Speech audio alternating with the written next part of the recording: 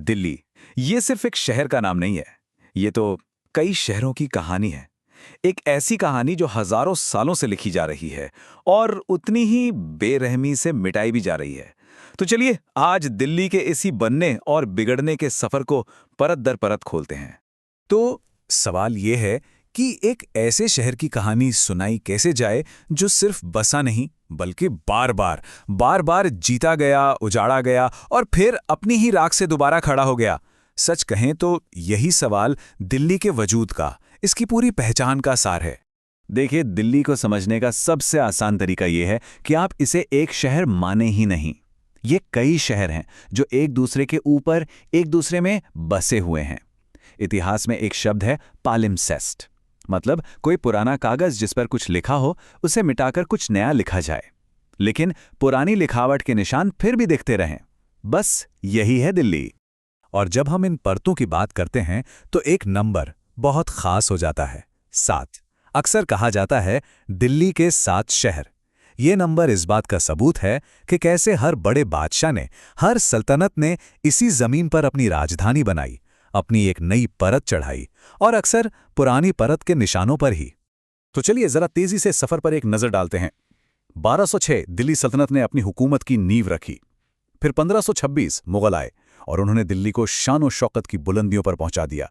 1858 British राज ने एक नए जमाने की शुरुआत की और आखिर में 1947 जब ये शहर आजाद भारत की धड़कन बना। ये वो बड़े मोड़ हैं जिन्होंने दिल्ली की तकदीर घड़ी है। तो कहानी की शुरुआत करते हैं सल्तनत की बुनियाद से। ये वो दौर था जब दिल्ली ने पहली बार पूरे हिंदुस्तान की सत्ता के केंद्र के तौर पर अपनी पहचान बनाई। दिल्ली की कहानी में अगर कोई पहला पक्का निशान ढूंढना हो तो वो है लाल कोट। तोमर राजपूतों का बसाया हुआ और फिर चौहानों का फैलाया हुआ ये किलेबंद शहर दिल्ली के एक राजधानी के तौर पर उभरने का, समझिए, पहला कदम था। और फिर आया कहानी में एक बड़ा मोड़। साल था 1206। दिल्ली सल्तनत ने लाल कोट पर कब्जा किया और यहां हिंदुस्तान की पहली ताकतवर इस्लामी राजधानी की नींव रखी।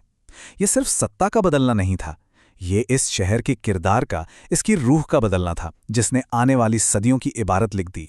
तो सल्तनत ने दिल्ली को दिया क्या? सबसे पहले तो उन्होंने दिल्ली को सत्ता का वो केंद्र बनाया जो आज तक कायम है। उन्होंने फारसी और हिंदुस्तानी तहजीब का एक ऐसा संगम तैयार किया जो आज भी दिल्ली की रगों में दौड़ता है। और हाँ, कुतुब मीनार जैसी शानदार इमारत खड़ी की जो आज भी आसमान से बातें करती है। असल में उन्होंने आने वाले शहरों की वो नींव रखी जिस पर आगे की दिल्ली खड़ी होने वाली थी। लेकिन इतिहास का पहिया घूमा, सल्तनत की पकड़ ढीली पड़ी और दिल्ली ने एक और शानदार और शायद कहीं ज्यादा भव्य दौर का दरवाजा खोला। चलिए अब बात करते हैं मुगलों के शाही अंदाज की। साल 1526 मुगलों का आना दिल्ली के लिए कला और आर्किटेक्चर का एक सुनहरा दौर लेकर आया। अब यह शहर सिर्फ ताकत का नहीं बल्कि खूबसूरती और तहजीब का मरकज बनने वाला था। इसका नक्शा और इसकी रूह दोनों बदलने वाले थे। इस दौर की सोच को समझना हो तो लाल किले की दीवारों पर लिखी एक लाइन ही काफी है, अगर जमीन पर कहीं जन्नत है तो वो यहीं है, यहीं है, यहीं है। ये सिर्फ शायरी नहीं थी, ये एक बादशाह का अपनी बनाई दुनिया के लिए यकीन था, गुरूर था। और इस जन्नत के ख्वाब को हकीकत में बदलने वाले थे बादशाह शाहजहां। उनका मकसद सिर्फ एक राजधानी बनाना नहीं था, वो तो एक ऐसी दुनिया बनाना चाहते थे जो पहले की सभी राजधानियों, यहां तक कि दिल्ली के पुराने शहरों को भी अपनी चमक से फीका कर दे।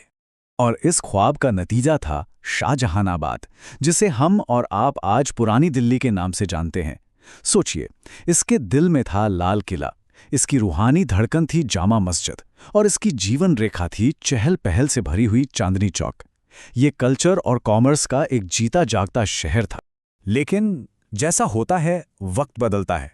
मुगलों की शान धूल में मिली और उस धूल से एक नया साम्राज्य उठा।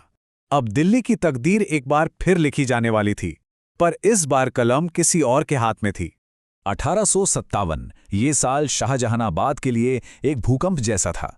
शहर को रौंदा गया और इसी बर्बादी की राख पर ब्रिटिश राज ने अपनी हुकूमत का एक ऐसा निशान छोड़ने का फैसला किया जो कभी न मिटे, एक बिल्कुल नया शाही शहर बनाकर। और ये सब अचानक नहीं हुआ, ये एक पूरा प्लान था। पहला कदम 1911 में राजधानी को कलकत्ता से दिल्ली शिफ्ट करना, दूसरा कदम, एडविन लुटियंस और फर्बर्ट बेकर जैसे आर्किटेक्ट्स को जिम्मेदारी सौंपना। तीसरा कदम, सीधी चौड़ी सड़कों और भव्य इमारतों से अपनी ताकत दिखाना। और आखिर में 1931 में नई दिल्ली का उद्घाटन करना। अब जरा इन दोनों शहरों को आमने सामने रखकर देखिए। ये सिर्फ दो शहर नहीं, ये दो दुनियाएं हैं। एक तरफ शाहजहानाबाद, जो अपनी ही धुन में बहता था, जिसकी तंग गलियों और बाजारों में जिंदगी थी, और दूसरी तरफ नई दिल्ली, जिसे रूलर और स्केल से दुनिया पर हुकूमत करने के लिए बनाया गया था। एक लोगों का शहर था तो दूसरी सरकार की राजधानी। तो इतनी सारी परतें, इतने उतार चढ़ाव, इन सब के बाद आज की दिल्ली आखिर है क्या? चलिए अतीत की इन आवाज़ों को आज के शोर में ढूंढते हैं। आज की दिल्ली को समझना थोड़ा मुश्किल है। ये एक ऐसा शहर है जहां पुराने शहरों के खंडहर एक नए धड़कते हुए महानगर के साथ सांस लेते हैं। यहां अतीत और वर्तमान सिर्फ अगल-बगल नहीं रहते, वो एक दूसरे से बात करते हैं, लड़ते हैं और एक दूसरे में घुल मिल जाते हैं। इस बात का सबसे बड़ा सबूत तो दिल्ली की सड़कों पर ही मिलता है ना। किसी मेट्रो स्टेशन के ठीक बगल में सल्तनत काल का कोई गुमनाम मकबरा दिख जाएगा, किसी मॉडर्न हाईवे के ऊपर से कोई मुगल किला झांक रहा होगा, और लुटियंस की भव्य सड़कों पर 21वीं सदी की भागदौड़ मची होगी। ये वो शहर है जहां इतिहास पढ़ा नहीं जाता, इतिहास के साथ जिया जाता है। तो आखिर में हम कह क्या सकते हैं? बस यही कि दिल्ली की पहचान किसी एक जीत या एक हार से नहीं, बल्कि इन अनगिनत इतिहासों के टकराव से बनी है। इसकी असली ताकत किसी शानदार इमारत में नहीं, बल्कि बार बार उजड़कर फिर से खड़ा हो जाने की इसकी जिद में है। तो सवाल वहीं आकर रुकता है, इतने अतीत का बोझ और विरासत उठाए दिल्ली का भविष्य कैसा होगा?